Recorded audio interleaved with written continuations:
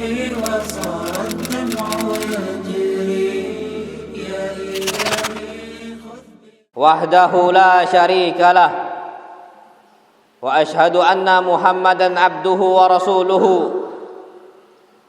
قال الله تبارك وتعالى في القرآن العظيم يا أيها الذين آمنوا اتقوا الله حق تقاته ولا تموتن إلا وأنتم مسلمون وقال يا أيها الناس اتقوا ربكم الذي خلقكم من نفس واحدة وخلق منها زوجها وبث منهما رجالا كثيرا ونساء واتقوا الله الذي تساءلون به والأرحام إن الله كان عليكم رقيبا وقال يا أيها الذين آمنوا اتقوا الله وقولوا قولا سديدا يصلح لكم أعمالكم ويغفر لكم ذنوبكم ومن يطع الله ورسوله فقد فاز فوزا عظيما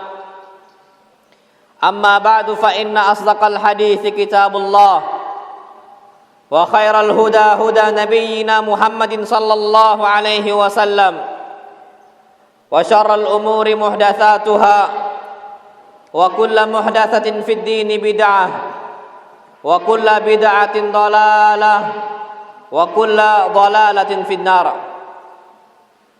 أيها الإخوة الكرام Insyaallah subhanahu wa ta'ala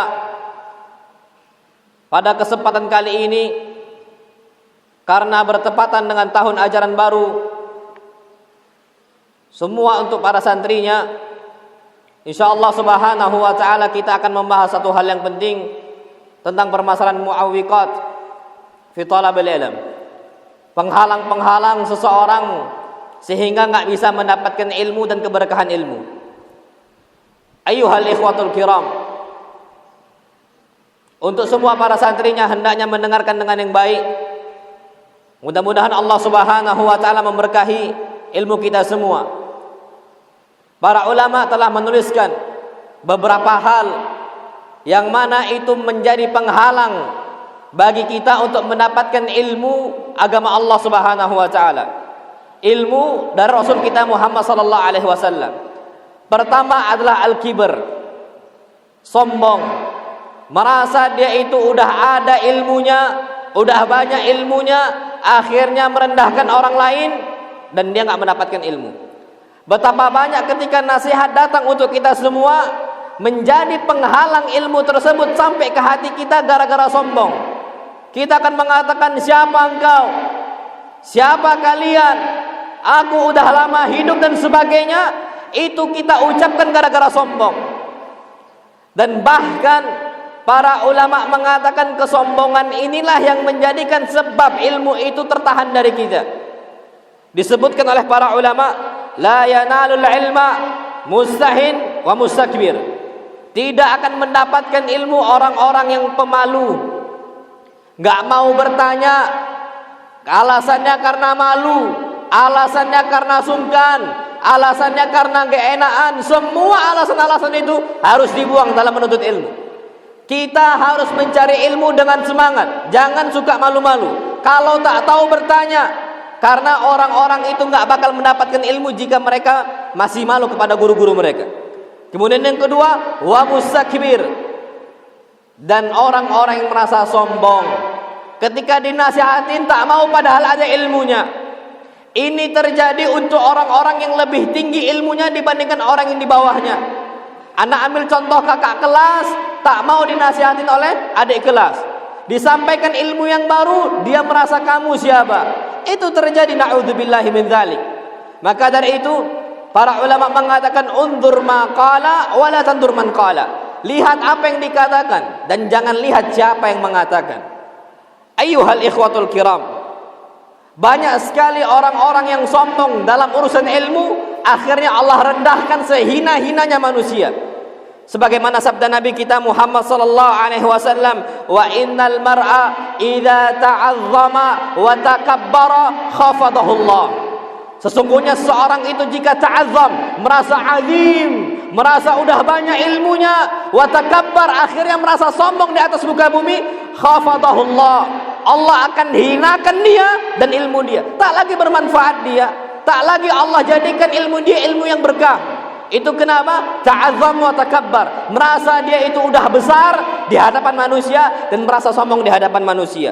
Maka dari itu ayyuhal ikhwatul kiram, lihat bagaimana para sahabat Nabi kita Muhammad SAW, walaupun kedudukan dia azim di mata manusia, tetap ketika menuntut ilmu dia rendahkan hati dia untuk gurunya.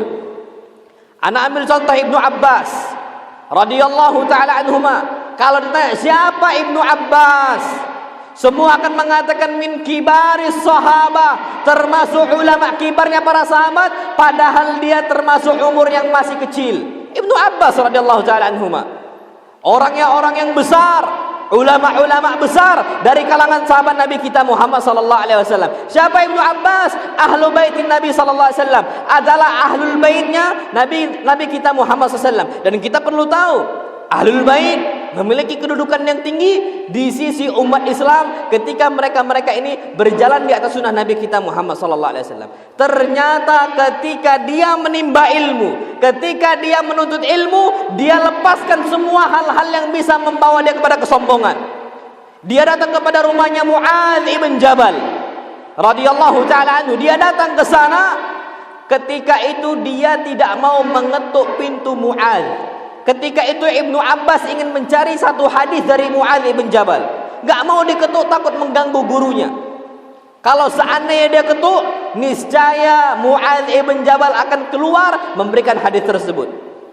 Ternyata dia lebih memilih tidur di atabatul bab, di teras rumahnya Mu'adz bin Jabal.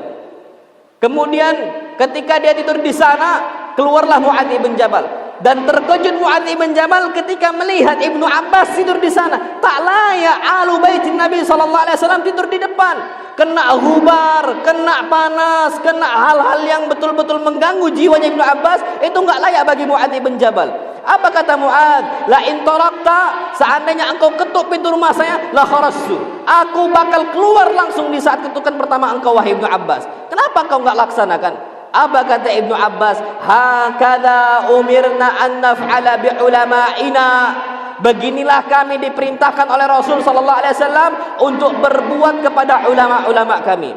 Keluarlah Mu'adz bin Jabal, ingin berjalan di atas naqahnya, di atas untanya. Ternyata yang giring untanya Mu'adz adalah Ibnu Abbas. Apa kata Mu'adz bin Jabal? Ya Ibnu Abbas, la taf'al dzalik. Wahai Ibnu Abbas, jangan kau lakukan itu. Karena engkau ini keluarga Nabi sallallahu alaihi wasallam. Siapalah saya? Apa kata Ibnu Abbas? La hakadha umirna an naf'ala bi ulama'ina. Bukan seperti inilah kami diperintahkan oleh ulama oleh Rasul kita Muhammad SAW kepada ulama-ulama kami. Akhirnya yang bawa unta tersebut adalah Ibnu Abbas dan Mu'adz di atas. Seandainya Ibnu Abbas sombong di hadapan Mu'adz, dia enggak bakal mendapatkan ilmu yang bermanfaat dari Mu'adz bin Jabal. Maka dari itu ayyuhal ikhwatul kiram, kita di hadapan ustaz, kita di hadapan guru, kapan guru memerintahkan hal yang ma'ruf dan mengingkari hal yang mungkar, katakan sami'na wa ata'na.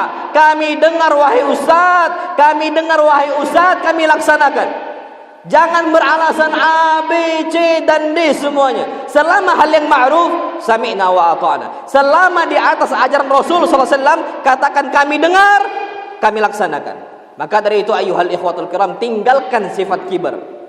Sifat-sifat orang-orang sombong tinggalkan, buang. Tak layak kita hidupkan di pondok ini. Kemudian yang kedua adalah termasuk mu'awwiqat fi talabil ilm, termasuk penghalang-penghalang seorang mendapatkan ilmu adalah al-isti'jal. Terburu-buru, tergesa-gesa ingin menjadi ulama yang besar. Banyak orang mau menjadi Ibnu Taimiyah dalam urusan 3 waktu. Cuma 3 tahun dia menjadi Ibnu Taimiyah, wallahi mustahil.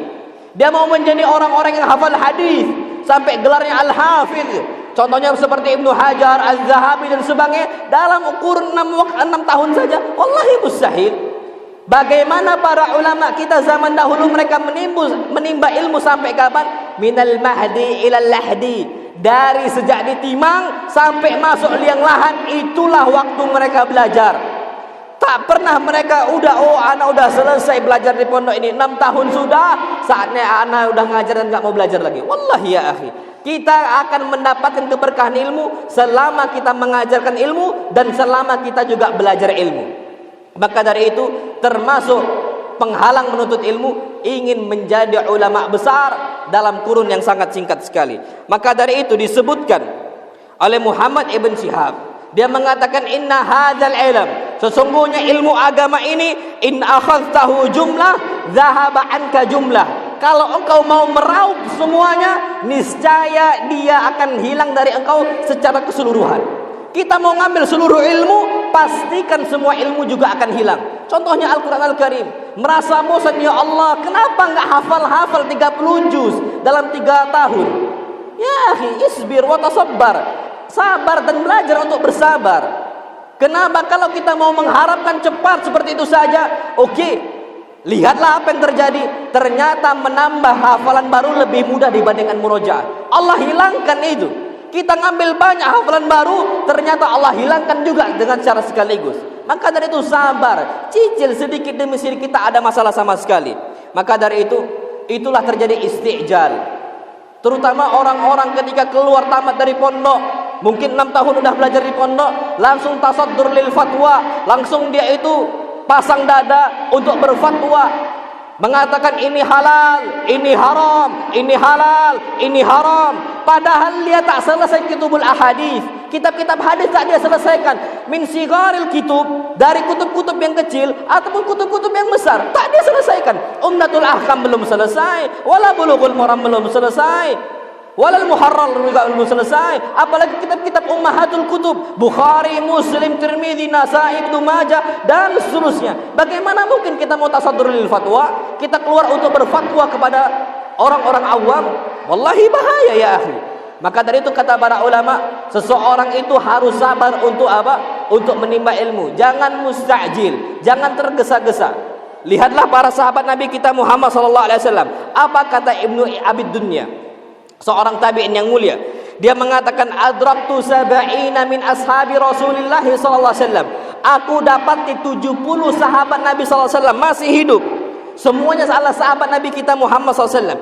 Kulluhum, semua mereka, idza su'ila an mas'alatin, kalau ditanya tentang sebuah pertanyaan, tentang sebuah hukum, ahalaha li sahibihi, dia akan katakan, engkau berangkatlah ke fulan yang lebih tahu daripada saya, engkau berangkatlah kepada fulan yang lebih tahu dari saya, terus sampai seperti itu. Ternyata kawannya nunjuk ke yang lain, kawannya pun nunjuk yang lain, gak mau berfatwa. Apa kata Ibnu Abid Dunya? Hatta ta'udal mas'alah lil awal, sampai pertanyaan itu kembali ke orang yang pertama. Kenapa? Tak berani berfatwa. Betapa banyak orang-orang mengatakan ini halal, ini haram, wallahi salah fatwa. Dia nggak tahu hadisnya, wala dia nggak tahu kaidah fikihnya. Akhirnya apa yang terjadi? Itu gara-gara semuanya istijal fi talabil ilm, merasa tergesa-gesa untuk menimba ilmu. Lihatlah para ulama zaman dahulu, Ibnu Hajar Al-Asqalani, disebutkan Ibnu Hajar karena kesungguhan dia. Lihatlah Al-Kisai ahli nahu, bukan cuma sekedar ahli nahu saja, bukan cuma sekedar ahli lughah saja atau lughawi saja, bukan, tapi termasuk ahli qiraat. Kenapa? Sabar.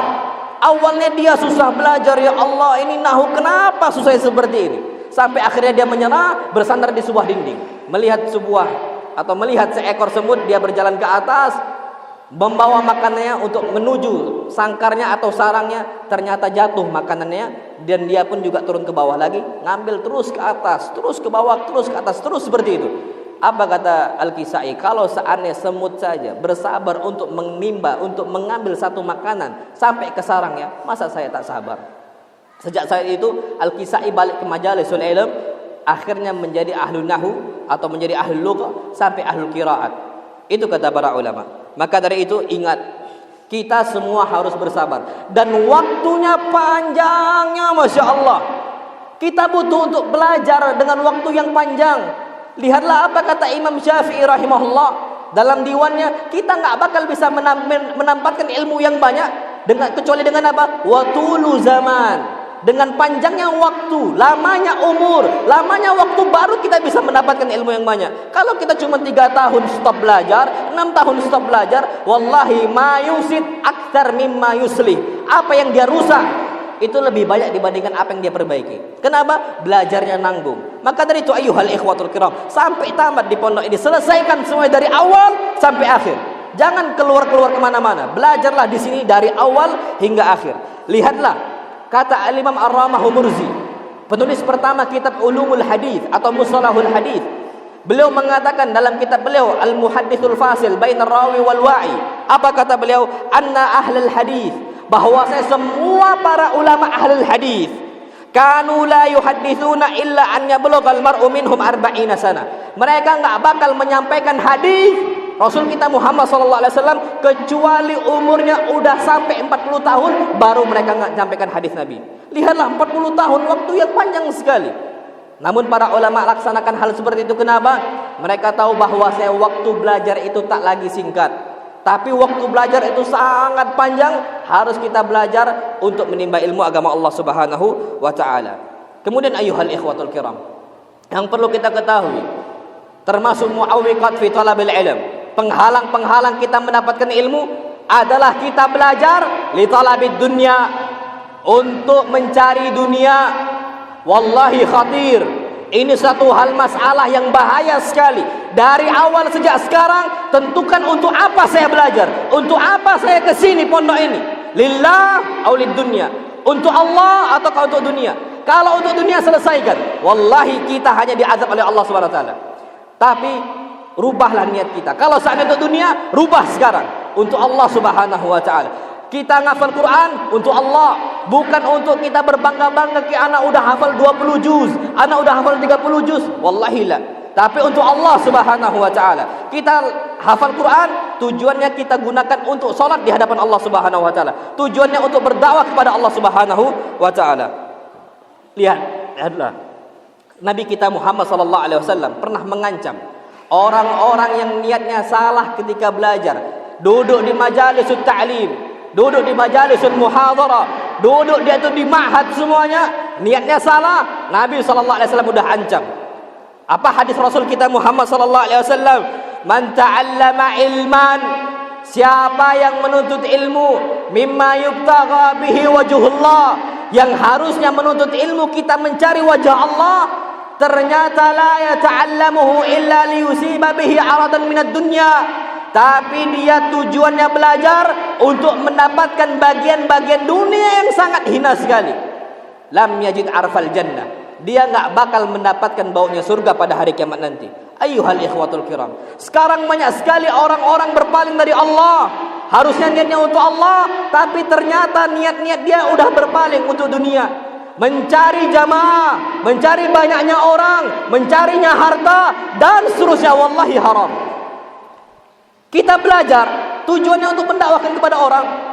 Qalla am kathur, baik jamaah kita sedikit ataupun jamaah kita banyak, tetap ikhlaskan untuk Allah Subhanahu wa taala. Jangan patokan kapan jamaah banyak semangat, kapan jamaah sedikit tak semangat. Wallahi la.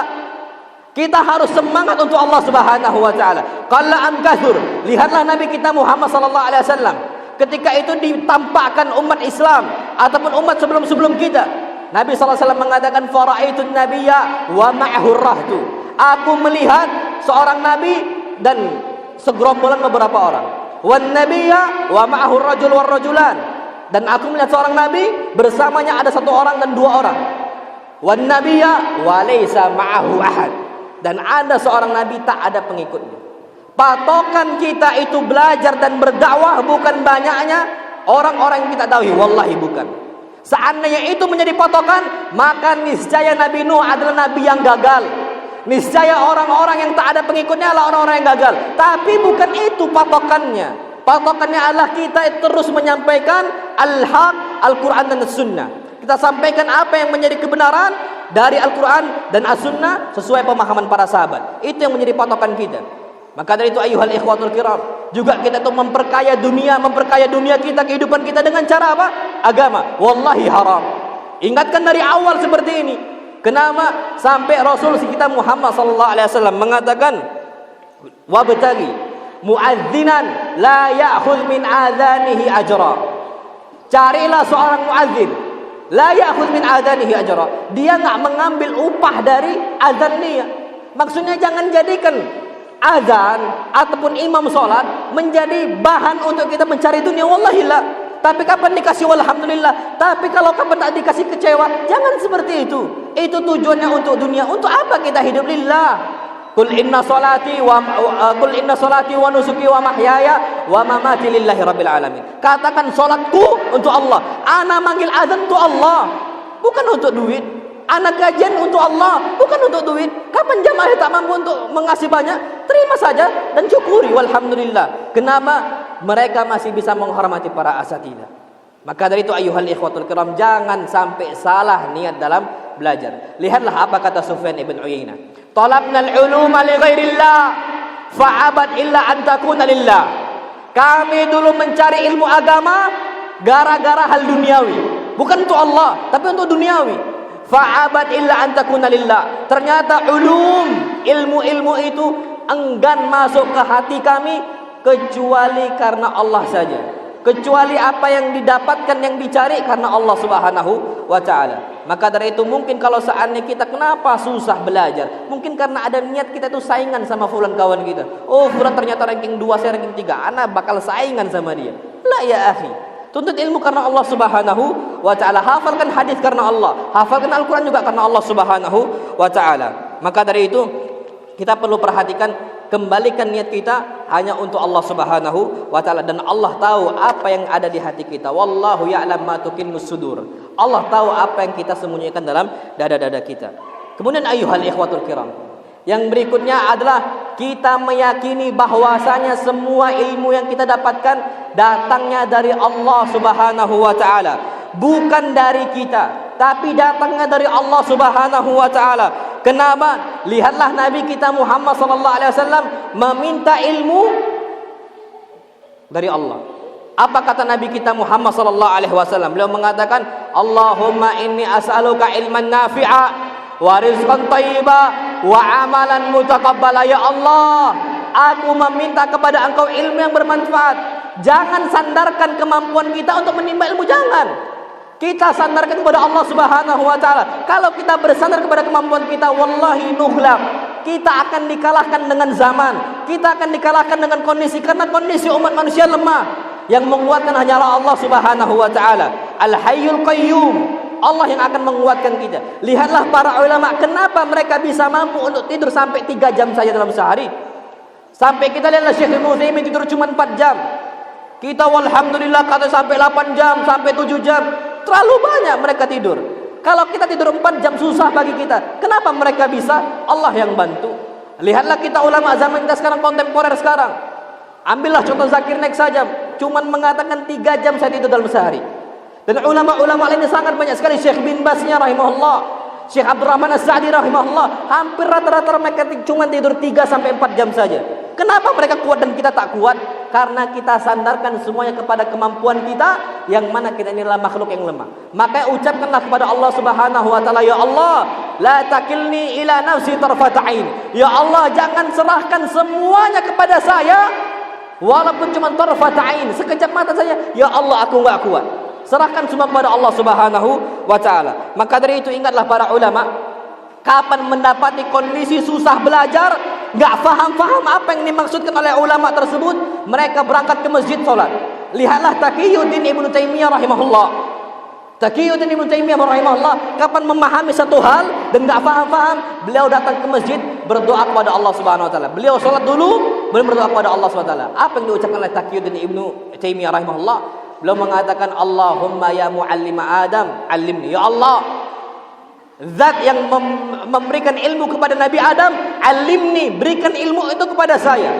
Wa ya mufahhima Sulaiman, fahimni. Wahai Zat yang membuat Sulaiman bisa menjadi faham, pahamkanlah saya ya Allah Subhanahu wa ta'ala. Minta semua kepada Allah Subhanahu wa ta'ala, jangan serahkan kepada kemampuan kita. Lihatlah Al-Imam Al-Bukhari rahimahullah. Kenapa Al-Imam Al-Bukhari kitabnya ini sangat bermanfaat untuk umat Islam, insya Allah sampai akhir zaman, sampai disebutkan asahul kutub ba'da kitabillah kitabul Bukhari. Sebagus-bagusnya kitab, sebenar-benarnya kitab ba'da kitabillah, setelah kitab Allah Subhanahu wa ta'ala, adalah kitabnya Al-Imam Al-Bukhari rahimahullah. Kenapa beliau sampai seperti itu? Karena beliau sandarkan semuanya kepada Allah Subhanahu wa taala. Lihatlah Al-Imam Al-Bukhari rahimahullah, setiap kali meletakkan satu hadis, wallahi wad'u haditsin wahid, meletakkan satu hadis dalam Sahih Bukhari, yastakhiru rabbah.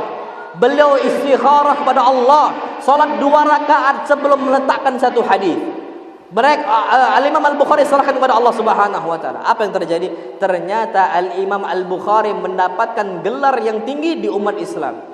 Sampai zaman kita sekarang tidaklah nama Bukhari disebutkan kecuali kita akan mengatakan rahimahullah, Al-Bukhari rahimahullah, Al-Bukhari rahimahullah. Kenapa? Karena beliau menyandarkan semuanya kepada Allah, bukan kepada diri dia. Padahal Bukhari adalah orang yang cerdas. Padahal Bukhari adalah orang yang pintar. Terjadi Imam Bukhari dites, diuji. Terjadi ujian pada Imam Bukhari. Dites seperti apa? Datanglah beberapa ulama kumpul semuanya untuk mengetes kethiqahannya Bukhari. Dikumpulkan ketika itu ada 10 masyayikh, ada 10 muhadditsun. Setiap satu orang dari mereka membawakan 10 hadis. Berarti semua hadis yang dites adalah 100 hadis. Sanadnya dibolak-balik dari awal sampai akhir. Ternyata saking cerdasnya Imam Bukhari, semua hadis mampu dibalikkan oleh Imam Bukhari seperti awal semulanya. Dan yang ajibnya, Imam Bukhari bukan cuma jawab yang benarnya saja. Sampai Imam Bukhari rahimahullah mengatakan, adapun engkau wahai fulan, engkau katakan hadis yang pertama an fulan. Yang benar bukan itu, yang benar adalah ini. Terus engkau wahai fulan mengatakan ini, terus sampai akhir hadis 100 hadis sempurna oleh Imam Bukhari. Walaupun Imam Bukhari cerdas, tak pernah menyandarkan ilmu kepada kecerdasan dia. Apa kalau seandainya kita katakan ana bisa seperti karena ana cerdas? Apa bedanya kita dengan Qarun yang mengatakan innama utituhu ala ilmin indi? Aku bisa mengumpulkan uang yang banyak, harta yang melimpah ala ilmin indi, karena aku punya kecerdasan, karena aku punya kepintaran, karena aku punya banyak ilmu. Apa beda kita dengan mereka? Maka dari itu kita katakan semuanya kul bi fadlillahi wa bi rahmatihi. Semua itu karena rahmat Allah, karena kemuliaan dari Allah, dan karena keutamaan dari Allah Subhanahu wa taala. Insyaallah ilmu kita akan terberkahi oleh Allah Subhanahu wa taala. Aqulu ma tasma'un, astaghfirullah li wa lakum wa lisa'iril muslimin min kulli dhanbin fastaghfiruhu innahu huwal ghafurur rahim.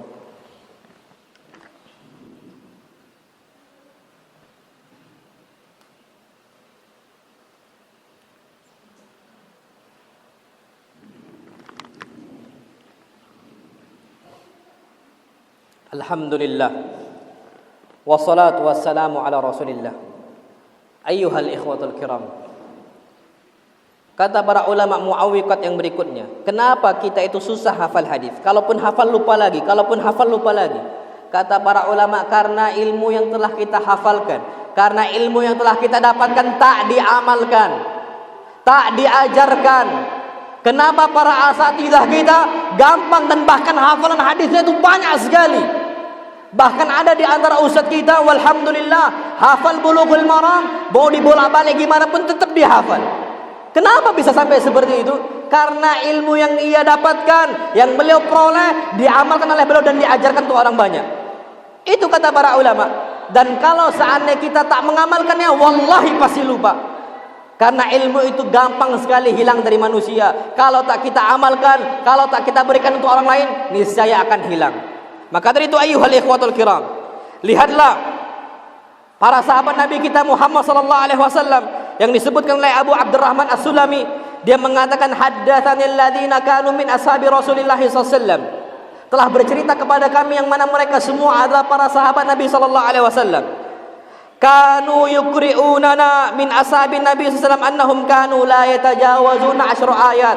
Dulu para sahabat Nabi sallallahu alaihi wasallam tidaklah mengajarkan kami ayat Al-Qur'an, menghafalkan kami ayat Al-Qur'an Al-Karim, kecuali mereka semua sudah memahami apa isinya, apa fikih dalam ayat tersebut, apa tafsirnya, di mana diturunkan, apa sebab nuzulnya, dan semua dipelajari. Dan enggak cukup sampai situ, wa ya'malu biha, mereka beramal dengan ayat tersebut, wa yu'allimuha, dan mereka ajarkan untuk orang lain. Kenapa para sahabat zaman dahulu belum ada teknologi zaman sekarang? belum ada namanya maktabah syamilah, belum ada namanya Google. Kenapa mereka bisa hafal? Padahal di sana ada ayatnya, di sana ada ayatnya, di sana. Enggak satu tempat, bukan dilaksanakan dalam satu buku, bukan. Di zaman Utsman bin Affan barulah dikumpulkan Al-Quran. Zaman dulu belum ada, masih di batu ini, masih di pelepah kurma ini, masih di kayu ini. Kenapa mereka bisa cepat hafalnya? Apa kata para ulama? Karena mereka mengamalkan isinya dan mereka dakwahkan apa yang ada dalam ayat tersebut. Maka dari itu ayyuhal ikhwatul kiram, apa fungsi kita belajar kalau tak diamalkan? Apa fungsi pohon kalau seandainya tak ada daun? Percuma. Apa kata para ulama? Al-ilmu bila amalin kasyajari bila warakin. Seandainya kita itu berilmu tanpa beramal seperti pohon yang tak ada buah, seperti pohon yang tak rindang, tak ada daunnya. Untuk apa? Untuk berteduh tak bisa, diambil buahnya pun tak ada. Untuk apa? Sebagai koleksi saja, yang penting ada pohon itu selesai. Itu kata para ulama. Maka amalkanlah ilmu. Dapat kita ilmu menghormati yang tua, hormati. Dapat ilmu berbakti sama orang tua, berbakti sama orang tua kapan libur. Kita dapat ilmu menghormati ulama, hormatin ustaz. Jangan kita remehkan ustaz. Walaupun kadang-kadang ada salahnya, ada kurang dan sebagainya, hormatin mereka. Hurmatuhum innallah. Kehormatan para ulama ada di sisi Allah Subhanahu wa taala. Jaga mereka, jaga nama baik mereka. Itu kata para ulama. Akhirnya kita itu enggak mendapatkan ilmu gara-gara tak mengamalkannya. Lihat apa fungsi ilmu? Kata Nabi kita Muhammad sallallahu alaihi wasallam, innamal ilmu al-khasyah. Ilmu dikatakan ilmu ketika seseorang itu takut sama Allah. Ketika dapat ilmu, dia langsung hatinya bergetar. Dia takut sama Allah. Kalau baca ayat Quran, dia takut kepada Allah Subhanahu wa taala. Maka dari itu, lihatlah. Ketika itu Al-Imam Muzahim ditanya, "Inni dakhaltu baladan, faman a'lamu ahlil balad?" Jika aku bersafar dan masuk kepada sebuah wilayah, dari siapa aku nimba ilmu? Apa kata Muzahim? Atqahum, dari orang yang paling bertakwa kepada Allah. Bukan yang koleksinya banyak, bukan yang kitab-kitabnya Masya Allah menuh sampai maktabah dia itu penuh dengan kitab-kitab. Bukan itu. Atqahum, yang paling bertakwa kepada Allah. Kapan Allah perintahkan dia taat, kapan Allah larang dia tinggalkan. Kemudian lihatlah, kalau seandainya kita tak mengamalkan ilmu kita, apa beda kita dengan orang-orang Yahudi? Orang-orang yang Allah katakan dalam Al-Quran Al-Karim yang kita baca setiap kali sholat dan setiap rakaatnya, kita mengatakan ghairil maghdubi alaihim, ya Allah berikan aku ini jalan yang lurus, petunjuk kepada jalan yang lurus, bukan jalan orang-orang al-maghdubi alaihim, orang-orang yang dimurkai. Kenapa? Siapa yang dimurkai? Para ulama semua sepakat mereka adalah al-yahud alladzina alimu wa lam ya'malu bi ilmihim. Mereka adalah orang Yahudi yang ilmunya sangat banyak sekali, tapi tak mau mempraktekkan ilmunya, tak mau bersemangat mengamalkan ilmunya. Apa beda kita dengan orang-orang Yahudi? Ilmu banyak, tahu tentang sholat malam, tahu tentang puasa, tahu tentang semangat menuntut ilmu. Ternyata sholat malam tak pernah sholat, puasa tak pernah puasa. Ketika belajar pun tidur, sampai khutbah Jumat pun tidur. Apa beda kita dengan orang-orang Yahudi? Ingat, praktekkan, laksanakan apa yang menjadi perintah Allah, kerjakan. Apa yang menjadi larangan Allah, tinggalkan. Maka dari itu ayyuhal ikhwatul kiram, ini peringatan untuk kita semua, sehingga yang kita harapkan kita itu menjadi hamba-hamba Allah yang ilmunya banyak tapi amalnya juga banyak, dan dakwah kita adalah dakwah yang diberkahi oleh Allah Subhanahu wa taala. Ayyuhal ikhwatul kiram, hari ini adalah hari Jumat. Harinya kita bersalawat untuk Nabi kita Muhammad SAW. Harinya kita untuk berterima kasih kepada Nabi kita Muhammad SAW. Lihatlah hadis Nabi kita Muhammad SAW. Man sana'a ilaikum ma'rufan fakafi'u. Orang yang berbuat baik kepada engkau, balas jasanya. Dan kita membalas jasa Nabi kita Muhammad SAW yang telah menyelamatkan kita dari api neraka menuju surga Allah Subhanahu wa taala. Dengan kesulitan-kesulitan yang ada pada Nabi kita Muhammad SAW adalah dengan salawat untuk beliau. Perbanyaklah salawat di hari ini, dan perbanyaklah kita memohon kepada Allah Subhanahu wa taala agar memberikan banyak fadilah untuk Nabi kita Muhammad sallallahu alaihi wasallam, karena innallaha wa malaikatahu yusalluna 'alan nabi.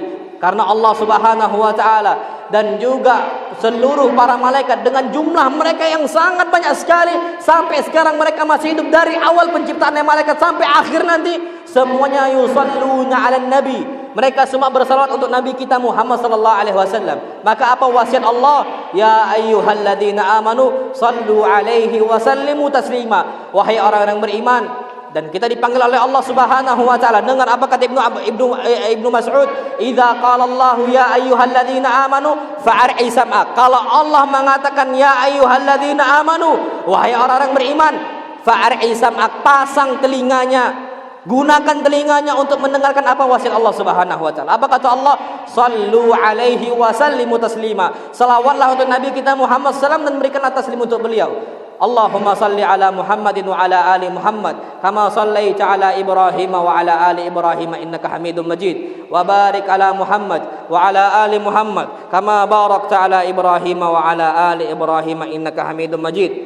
Allahumma ighfir lil muslimina wal muslimat wal mu'minina wal mu'minat al ahya'i minhum wal amwat innaka sami'un qaribun mujibud da'awat wa ya qadiyal hajat. Rabbana ighfir lana dhunubana ma qaddamna wa ma akharna wa ma a'lanna wa ma asrarna wa ma anta a'lamu bihi minna. Rabbana taqabbal minna Rabbana taqabbal minna Rabbana taqabbal minna. Rabbana atina fid dunya hasanah wa fil akhirati hasanah wa qina adzabannar. Aqimus shalah.